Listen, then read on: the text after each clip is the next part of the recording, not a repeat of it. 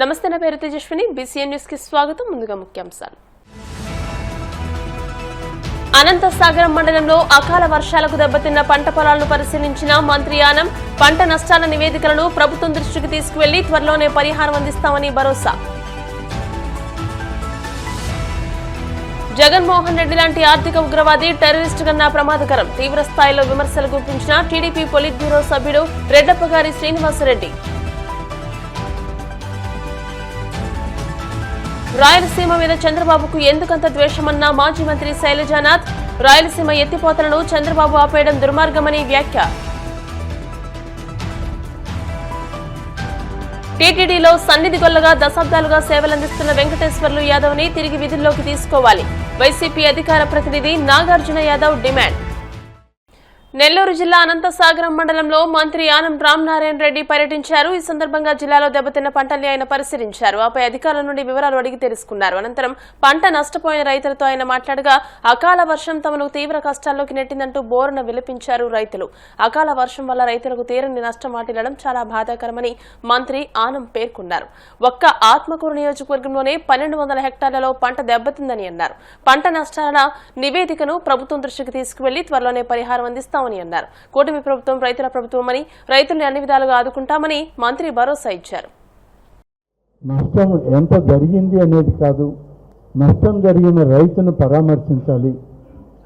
ఆ రైతుల యొక్క ఆవేదన కొంతైనా మనం తగ్గించగలిగితే ఆ రైతు కొంత కోలుకుంటారనే ఉద్దేశంతోనే రైతులు కానీ కౌలు రైతులు కానీ ఇద్దరినీ కూడా పలకరించాలనే ఉద్దేశంతో ఇవాళ ఉదయమే మరి రావడం జరిగింది. వచ్చిన సందర్భంలో మనకున్నటువంటి నివేదికల ప్రకారం లింగసముద్రం, అనంతసాగరం, రాపూరు, కలువాయి, సీతారాంపురం, మరిపాడు ఈ 6 మండలాల్లో 21 గ్రామాల్లో ఈ యొక్క వడగళ్ల వర్షం గాలితో నష్టం జరిగిందని ఇప్పటి వరకు మనకి నివేదికలు ఉన్నాయి. ఈ నివేదికలను ఆధారంగా చేసి చూస్తే ఎక్కువ నష్టం జరిగింది అనంతసాగరం మండలంలో. దాదాపు 1131 మంది రైతులకి నష్టపోయారు. 1054 ఎకరాల భూమిలో అని చెప్పి ఇవాళ అనంతసాగరంలో కూడా 9 గ్రామాలు 914 హెక్టార్ల భూమిలో వరి పంట నష్టమైంది. అలాగే పత్తి 140 ఎకరాల్లో 1054 హెక్టార్లలో ఈ నష్టం జరిగింది. దీని మీద ఇవాళ ఇప్పటికే జిల్లా అధికారులకి మన ముఖ్యమంత్రి చంద్రబాబు నాయుడు గారు ఆదేశాలు ఇవ్వడం, అలాగే వ్యవసాయ శాఖ మంత్రి శ్రీ అచ్చెన్నాయుడు గారు కూడా క్రింది స్థాయి అధికారులకు ఆదేశాలు ఇచ్చి దీనికి ఏ మేరకు నష్టం జరిగింది, నష్టం జరిగిన రైతులు ఎంతమంది, ఏ పంటలకు నష్టం జరిగింది అనేటువంటి నివేదికలు పంపమని కోరారు. జరిగినటువంటి నష్టం రైతులకి ఏ మేరకు జరిగిందో ప్రభుత్వ నిబంధనల మేరకు ఆ యొక్క నష్టపరిహారాన్ని రైతులకి చెల్లించడం జరుగుతుందని చెప్పి నేను ఈ సందర్భంగా అధికారులకి, మీడియా వాళ్ళకి, ఇక్కడ ఉన్నటువంటి రైతాంగాన్ని, కృష్ణారెడ్డి గారు ఇప్పుడే కాదు ముందు గ్రామాల్లో తిరిగేప్పుడు కూడా చాలామంది కౌలు రైతులుగా చాలామంది మహిళలు వచ్చారు. మేము ఒక ఆసామి దగ్గర వ్యవసాయానికి తీసుకున్నాం, వరి పెట్టాం, వరి పరిస్థితి అయింది, లేదా పత్తి పెట్టాం, పత్తి కూడా ఈ విధంగా ఎందుకు అసలు మొదటి కోతకే రాకుండా పోయింది, కాబట్టి మాకు న్యాయం చేయండి అని చెప్పి వచ్చారు. జరిగినటువంటి నష్టాన్ని, పూర్తి నష్టాన్ని దాన్ని ఆపలేము, మొత్తానికి మొత్తం మనం తిరిగి ఇవ్వలేము. కానీ ప్రభుత్వ నిబంధనల మేరకు రైతులకు ఎంతవరకు మేలు చేయాలనో అంతవరకు న్యాయం చేయడానికి మనం పనిచేస్తాం. అందుకని అధికారులను కూడా సమన్వయం చేసుకోండి, ఎక్కడా నిర్లక్ష్యం చేయొద్దు. ప్రతి రైతు యొక్క భూమిని పరిశీలించి అక్కడ ఉన్న పంటను పరిశీలించి జరిగేటువంటి దాన్ని వారికి అన్నిటికీ రికార్డు తయారు చేసి పంపాల్సిందిగా ఇప్పటికే అధికారులకు చూసిన దగ్గర, మాట్లాడిన దగ్గర అంతా చెప్పాను. మళ్ళీ ఒకసారి ఈ సమావేశంలో అందరికీ ఇవే ఆదేశాలుగానే ఇస్తున్నాను. ఈ ఆదేశాలతో మీరు పూర్తి స్థాయి నివేదికల్ని ప్రభుత్వానికి కలెక్టర్ గారి ద్వారా పంపించమని చెప్పి ఈ సందర్భంగా కోరుతా ఉన్నాను. కన్న తల్లిని తోడబుట్టిన చెల్లిని మోసం చేసిన ధన పిశాచి జగన్ అని టీడీపీ పొలిట్ బ్యూరో సభ్యులు రెడ్డప్పగారి శ్రీనివాసరెడ్డి పేర్కొన్నారు. మంగళగిరిలోని టీడీపీ కేంద్ర కార్యాలయంలో ఆయన మీడియాతో మాట్లాడారు. తండ్రి అధికారాన్ని అడ్డం పెట్టుకుని 1000 కోట్లు దోచుకున్న జగన్ కి ధనదాహం తీరక అధికారంలో ఉన్న 5 ఏళ్లలో డబ్బుల కోసం రాష్ట్రాన్ని అధోగతి పాలు చేశారని విమర్శించారు. ఇంట్లో వాళ్లు ప్రజలు చీకొట్టిన తర్వాత కూడా మళ్లీ వచ్చే ఎన్నికల్లో గెలిచి రాష్ట్రాన్ని ఉద్ధరిస్తానని మాయమాటలు చెబుతున్నారని ఎద్దేవా చేశారు. జగన్ లాంటి ఆర్థిక ఉగ్రవాది టెర్రరిస్టు కన్నా ప్రమాదకరమని మండిపడ్డారు. చరిత్రలో కూడా చెప్తారు ఇంట గెలిచి రచ్చ గెలిచాలా అని. మన మాజీ ముఖ్యమంత్రి జగన్మోహన్ రెడ్డి గారిని చూస్తే ఒకసారి ఇంటా ఓడిపోయాడు, సమాజంలో ఓడిపోయినాడు. ఈయన 2 చోట్ల ఓడిపోయి మళ్ళీ రాష్ట్రాన్ని నేను ఉద్ధరిస్తానని చెప్పి ప్రజలకు మళ్ళా అబద్ధాలతో అధికారంలోకి రావాలని ప్రయత్నం చేస్తూ ఉన్నాడు. జగన్మోహన్ రెడ్డి గారు, మీరు మీ ఇంట మహిళలకు మీరు న్యాయం చేశారా? రాష్ట్రంలో మహిళలందరినీ ఉద్ధరిస్తానని చెప్తా ఉన్నారు. రాష్ట్రంలో మహిళలందరినీ సంక్షేమం అందిస్తానని మాట్లాడుతున్నారు. నేనే మహిళలకు అండా అని మాట్లాడుతున్నారు. మీ ఒక చెల్లికేమో తండ్రిని దూరం చేశావు, ఇంకో చెల్లికి ఆస్తిని దూరం చేశావు, తల్లికి కొడుకు ప్రేమను దూరం చేసేసావు. ఈ రకంగా ఇంట్లో ఉన్న మహిళలను, చెల్లెలను, తల్లులను నువ్వు మోసం చేసి ముంచేసి రాష్ట్రంలో మహిళలందరినీ ఉద్ధరిస్తానని చెప్పి రోడ్డెక్కి మాట్లాడితే ఇంకా ప్రజలు నమ్మే పరిస్థితిలో ఉండారా జగన్మోహన్ రెడ్డి గారు? మీరు ఒక 5 సంవత్సరాలు తండ్రికి అధికారం ఇస్తే తండ్రి అధికారాన్ని అడ్డం పెట్టుకొని 1000 కోట్లు సంపాదించేసినావు, కిట్ ప్రోకోలు చేశావు, 11 ఈడీ సిబిఐ కేసుల్లో ఉన్నావు, ఇంకా కోర్టు చుట్టూ తిరుగుతూ ఉండవు.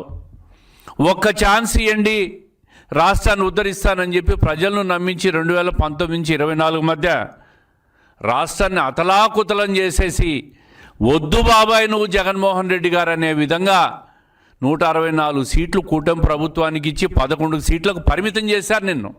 మళ్ళీ 2 సంవత్సరాలు ఈ ప్రభుత్వం రాష్ట్ర ఆర్థిక పరిస్థితి నుంచి గట్టెక్కించే పరిస్థితిలో పనిచేస్తూ రాష్ట్రానికి ఒక బ్రాండ్ వాల్యూను క్రియేట్ చేస్తూ రాష్ట్రానికి పెట్టుబడులు వచ్చే విధంగా, సంపద సృష్టించే విధంగా, మళ్ళీ ఆదాయం పెరిగి సంక్షేమం అభివృద్ధి 2 ముందుకు తీసుకుపోయే పరిస్థితుల్లో 20 నెలలుగా కష్టపడి మా ముఖ్యమంత్రి చంద్రబాబు నాయుడు గారు, అదేవిధంగా యువనేత నారా లోకేష్ గారిని నిరంతరం శ్రమిస్తూ ఉంటే మళ్ళీ ఈ ప్రభుత్వం మీద బురద జల్లి ఈ రాష్ట్రాన్ని నేనే మళ్ళీ ఉద్ధరిస్తానని చెప్పి మళ్ళా రోడ్డెక్కి మాట్లాడే పరిస్థితికి వచ్చారు జగన్మోహన్ రెడ్డి గారు. ఎంతకాలం నీ అబద్ధాలు నమ్ముతారని చెప్పి నేను అడుగుతా ఉండా. సామాన్యంగా రాజకీయాల్లో రివెంజ్ పాలిటిక్స్ నడుస్తూ ఉంటాయి. అధికార పార్టీ ప్రతిపక్ష పార్టీ మీద, ప్రతిపక్ష పార్టీ అధికార పార్టీ మీద అధికార మార్పిళ్ళు జరిగినప్పుడు జరుగుతూ ఉంటాయి. నువ్వేమో నీ కుటుంబం మీదే రివెంజ్ పాలిటిక్స్ నడుపుతూ ఉండవు. చెల్లి మీద రివెంజే, తల్లి మీద రివెంజే, ఎవరి నీ మీద మాట్లాడినా కుటుంబ సభ్యుల మీదే రివెంజ్ తీర్చుకునే పరిస్థితికి నువ్వు వచ్చినావు. అంటే రాజకీయాల్లో రివెంజ్ను పక్కన పెట్టి కుటుంబం మీద రివెంజ్ తీర్చుకునే పరిస్థితికి జగన్మోహన్ రెడ్డి గారు వచ్చారు ఈరోజు. అంతర్జాతీయ రాజకీయ విశ్లేషకులు, న్యాయ కోవిదులు అందరూ కూడా ఆర్థిక ఉగ్రవాది, టెర్రరిస్ట్ కన్నా ప్రమాదం జగన్మోహన్ రెడ్డి గారు అని చెప్పిన తర్వాత కూడా ఇంకా నీకు ఈ రాష్ట్రాన్ని ఉద్ధరిస్తానని చెప్పి ఏ విధంగా మాట్లాడుతున్నారో నాకు అర్థం కావడం లేదు. జగన్మోహన్ రెడ్డి గారు తన పాలనలో ల్యాండ్, శాండ్, మైను, వైను, గాంజా, డ్రగ్స్ మాఫియాలన్నింటినీ కూడా పెంచి ఈ రాష్ట్రంలో కోట్లు సంపాదించేసినావు, ఒక అరాచకాన్ని సృష్టించేసినావు. నీ అరాచకం వల్ల, నీ దొంగ లిక్కర్ వల్ల దాదాపు 4000 మంది మహిళలు తాలిబొట్లు పోగొట్టుకున్నారు. ఇల్లీగల్ లిక్కర్ అంతా దాగి నీ లిక్కర్లో 3500 కోట్లు కుంభకోణం చేసినావని చెప్పి ఈడీ, సిఐడి ఇప్పటికే ఛార్జ్షీట్లు దాఖలు చేసింది. ఈ సొమ్మంతా ఒక అక్రమార్జన చేసి ఎన్నికల్లో పంచి లబ్ధి పొందే ప్రయత్నం చేస్తూ ఉంటావు. ఇంకా ప్రజల్లోకి వచ్చి నేను ఉద్ధరిస్తానని మాట్లాడుతూ ఉంటావు. రాయలసీమ ఎత్తిపోతలను చంద్రబాబు ఆపేయడం దుర్మార్గమన్నారు మాజీ మంత్రి శైలజానాథ్. రాయలసీమ మీద చంద్రబాబుకు ఎందుకంత ద్వేషమని ప్రశ్నించారు. జగన్ 900 కోట్లతో 90% ఆల్రెడీ పనులు పూర్తి చేశారని, మిగతా పనులు చేయకుండా చంద్రబాబు అన్యాయం చేశారని, తెలంగాణకు మేలు చేసేలాగా చంద్రబాబు వ్యవహరిస్తున్నారని ధ్వజమెత్తారు. ఆల్మట్టి నిర్మాణంతో ఇప్పటికే ఏపీకి, రాయలసీమకు అన్యాయం జరిగిందని, ఆల్మట్టి ఎత్తు పెంచుతుంటే చంద్రబాబు చోద్యం చూస్తున్నారని దుయ్యబట్టారు. రాయలసీమ బిడ్డగా చెప్పుకునే ప్రయత్నం చేసి చంద్రబాబు నాయుడు గారికి కూడా చెప్పాలనుకుంటా ఉన్నాం.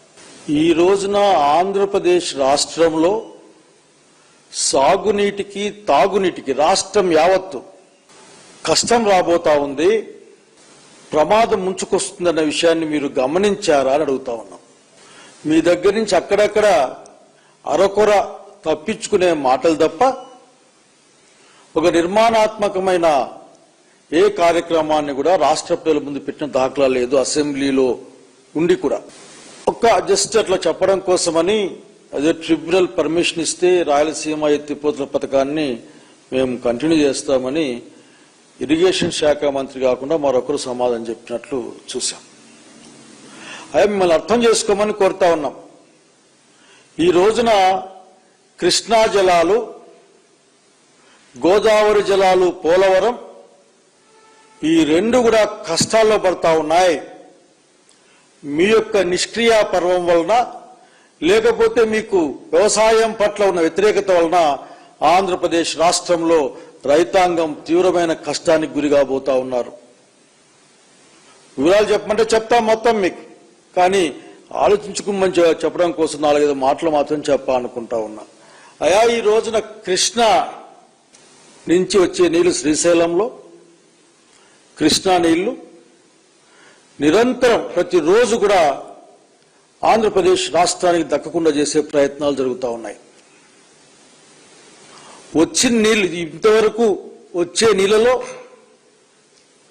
తెలంగాణ రాష్ట్రానికి సంబంధించిన ప్రభుత్వం అధికారులు దాదాపు 8 టీఎంసీల నీళ్లు రోజు తరలించుకొని పోతున్నారు. మీకేమైనా గుర్తుకుంటుందా? 800 అడుగులు చేరకముందే ఇంకా కృష్ణా నీళ్లు శ్రీశైలంలోకి రాకముందే నెట్టెంపాడు దగ్గర, జూరాల దగ్గర వచ్చిన తర్వాత 800 అడుగులకు కింద నుంచే ఆ విద్యుత్ ఉత్పత్తికి గాని, లేక దిండి, లేక పాలమూరు రంగారెడ్డి ప్రాజెక్టులకు గాని టీఎంసీల చొప్పున 8 టీఎంసీల నీళ్లు రోజు కూడా తరలించుకొని పోతా ఉన్నారు. మీకు ఎక్కడైనా కానీ యాదొస్తా ఉందా అడుగుతా ఉన్నా నేను. ఈ కష్టం ఇట్లా ఉంటే ఆల్మట్టి పెంపు, ఆల్మట్టి ఎత్తు పెంచిన తర్వాత కేవలం రిజర్వాయర్గా ఉండేది బాబు గారు, అనేక సార్లు గుర్తు చేస్తా ఉన్నాం మీకు. 96లో అనుకుంటాను రిజర్వాయర్గా ఉన్నదాన్ని ఆనకట్టగా మార్చి ఈ రోజున దాదాపు 100 టీఎంసీల నీళ్లు ఎక్స్ట్రా నిల్వించుకునేందుకోసం ఈ రోజున ఆ ప్రభుత్వం ప్రయత్నం చేస్తూ ఉంటే మీరు నామకే వాస్తే రెస్పాన్స్ తప్ప కన్స్ట్రక్టివ్ ఎక్కడ కూడా రెస్పాండ్ కాని సంగతి గుర్తు చేస్తా ఉన్నా నేను. అట్లాగే అప్పర్ తుంగా, భద్రా ప్రాజెక్టుల ద్వారా దాదాపు 28 టీఎంసీల పైగా నీళ్లు 5,35,000 ఎకరాలకు తరలించే విధంగా ప్లాన్ జరిగితే, తద్వారా కృష్ణలేకు తుంగభద్రలోకి వచ్చి నీళ్లు తగ్గిపోయి, తుంగభద్ర నుంచి కృష్ణలోకి వచ్చి నీళ్లు తగ్గిపోయి, కృష్ణాలోకే నీళ్ళు తగ్గిపోయే క్రమాన్ని మీరు గమనిస్తున్నారా లేదా అడుగుతా ఉన్నాం. మీరు చాలా విషయాలు మాట్లాడుతారు, మధ్యకాలంలో మాట్లాడితే ప్రపంచం గురించే మాట్లాడతారు, తక్కువ ఏం మాట్లాడరు మీరు. కానీ మీరు అర్థం చేసుకునే అవసరం ఉంది మీ యొక్క ఆలోచన లేనితనం వల్ల. ఇప్పుడు కాసేపు ప్రకటనలు.